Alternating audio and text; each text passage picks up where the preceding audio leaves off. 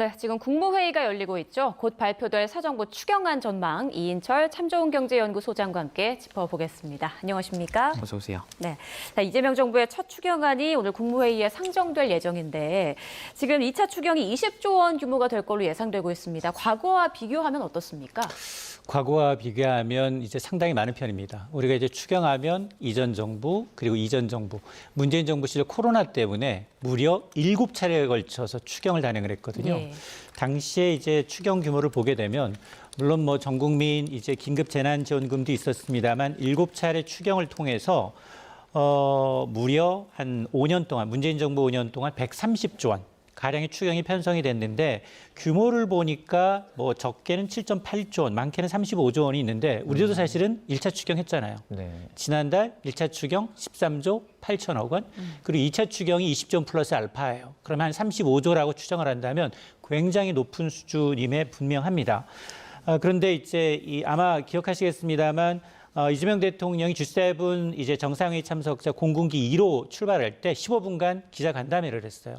이 자리에서 가장 궁금한 게 과연 1인당 25만씩 그대로 보편적으로 지급할 거냐 아니면 선별적으로 정말 어려운 분들만 차등 지급할 거냐를 두고 질문이 나왔습니다. 예. 그러자 이 대통령 뭐라고 얘기했냐면 지금 민생지원금은 보편적 지급과 그리고 차등 지급 두 가지를 좀 섞는 것을 검토하고 있다라고 얘기를 했기 때문에 아마 당초 예상은 재정 문제로 선별 지원도 검토를 했습니다만 기존의 민주당 방안대로 전 국민한테 주되 그러나 소득이 낮은 사람들을 추가로 지원한 방식으로 결론을 내린 것으로 보입니다. 네, 그러니까 보편적 선별 지급이 될 수 있는 가능성이 있는 것으로 지금 보이는데 말씀해 주신 것처럼 1, 2차 추경 합치면 35조 원 정도 될 수 있잖아요. 맞습니다. 그러면 그만큼 경기 부진이 좀 심각하다라는 얘기일 수 있는데 4분기 때 그러니까 연속해서 계속 4분기 0%대 성장을 보이고 있다고요? 맞습니다.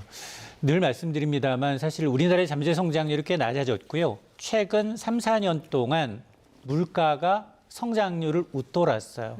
이 얘기는 뭐냐? 물가를 감안하게 되면 사실상 거의 5년 가까이 내년, 내후년까지 이 잠재 성장률을 밑도는 경기 침체라는 겁니다. 네. 근데 실제로 GDP 규모를 보게 되면 지난해부터 사실은 올해 1분기에 마이너스 0.2% 성장했기 때문에 4분기 연속 제로 내지는 0.1, 마이너스 0.2까지 낮아져 있습니다.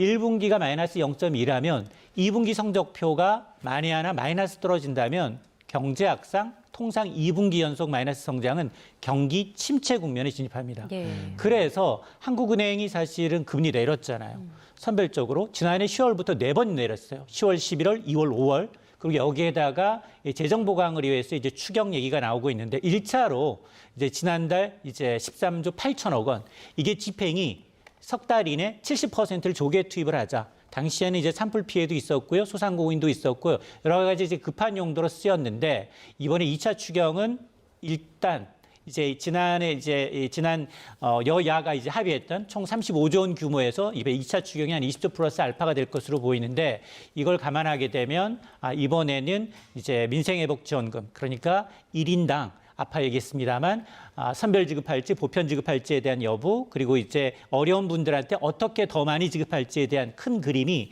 오늘 국무회에서 확정이 되고 그리고 이제 아마 다음 주 월요일 이제 국회를 통과하게 되면 이제 곧바로 이제 시행을 할 수 있도록 이제 절차가 마무리가 되는 겁니다. 네. 네. 이번 추경으로 이제 전 국민에게 민생회복지원금이 돌아갈 가능성이 높은데 소득 수준이나 지역에 따라서 좀 달라질 것이다 이런 얘기가 나오더라고요. 맞습니다.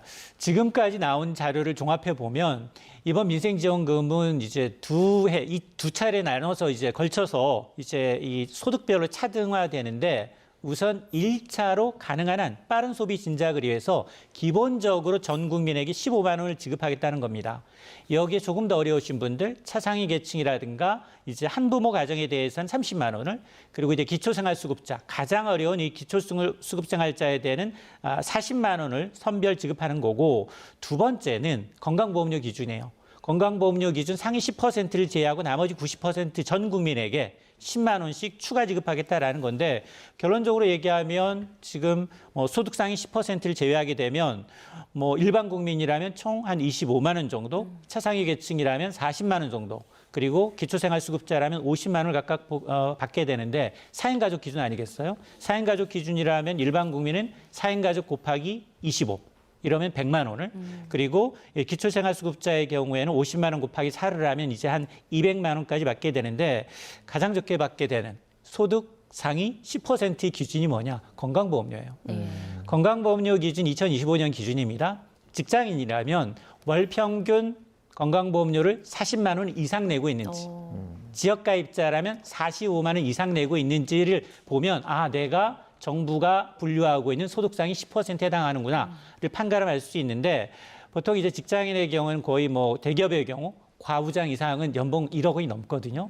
세전 연봉이 9,300만 원 이상이다. 억대 연봉을 받으신다라고 하면 2차 두 번째 추경은 못 받고 1인당 15만 원. 그러니까 이재용 회장도 15만 원은 받을 수 있는 겁니다. 네, 얼마나 어떻게 받을지는 앞으로 국무회의 결과가 나와봐야 정확히 알게 될 것 같은데 지금 만약에 지역화폐도 좀 얘기가 나왔는데 지역화폐 같은 경우에는 발행이 되면 실제로 좀 내수에 도움이 좀 많이 될 거라고 보십니까?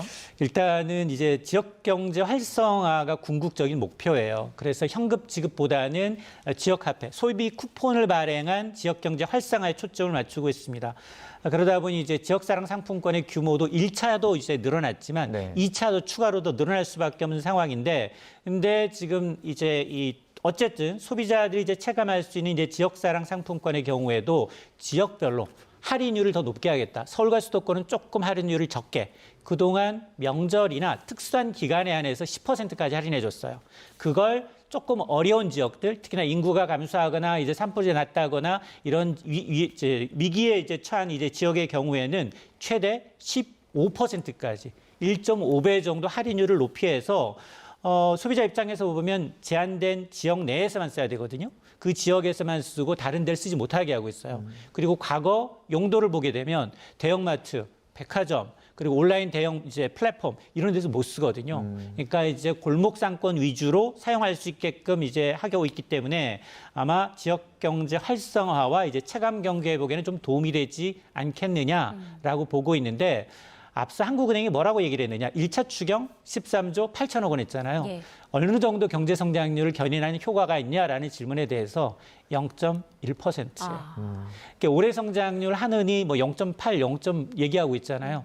야, 그럼 언발에 오줌 누기 아니야? 라는 얘기를 할 텐데 이번에 20점 플러스 알파라고 하면 0.1 내지 0.2 정도 성장률을 견인하는 효과가 있지만 그럼에도 불구하고 제로 성장에서 1% 성장 가는 데는 좀 미흡할 수도 있다. 그래서 아마 여러 가지 다양한 이제 내용이 포함될 것으로 보입니다. 그리고 소상공인 빚 일부를 탕감하는 예상도 포함될 것이다 이런 얘기가 들리던데 그런데 이 부분과 관련해서 아끼고 아껴서 빚을 이미 좀 갚은 그런 사람들에게는 불공평한 거 아니냐라는 목소리도 있더라고요. 맞습니다. 이 소상공인 비탄감 정책이 나올 때마다 매 정부가 했어요. 예. 매 정부가 했지만 똑같은 이 도덕적 해이, 형평성 논란이 있습니다. 난 정말 똑같이 어려운데 나는 신용등급 불량이 싫어서 정말 아끼고 아껴서 매달 성실하게 갚아왔는데 어느 날 갑자기 이제 이 비탄감을 해준다라고 하면 허탈하죠. 난 뭐지? 나는 왜 이제 바보처럼 매번 이제 원금과 이자를 갚았을까라고 이제 할 수밖에 없는데 사실 이제 코로나19 때문에 정부의 어떤 이제 이 안전 규정 때문에 정상적인 영업을 못했고 빚으로 이제 연명을 해왔는데 그 빚이 너무 커졌어요. 지금 자영업자의 빚이 1,000조 원이 넘습니다. 연체율도 지금 2년 만에 최고치예요. 1.67%. 그리고 여기 다중 채무자들이 있거든요. 이런 이제 취약한 채무자의 연체율은 두 자릿수가 넘었어요. 11%입니다. 자, 이렇게 이제 최악인 상황에서 어차피 이제 소상공인에 대해서는 일정 부분 비탄감이 좀 필요하다라는 얘기인데 일단 정부는 배드뱅크, 이른바 이제 부실 채권만을 전문적으로 매입 관리하는 배드뱅크를 설립하겠다. 이게 캠코 산하, 한국자산관리 산하의 캠코를 이제 산하에 이제 배드뱅크를 설치를 해서 각 금융기관으로부터 부실 채권을 사들여서 일정 부분을 이제 탕감해주겠다라는 얘기인데요.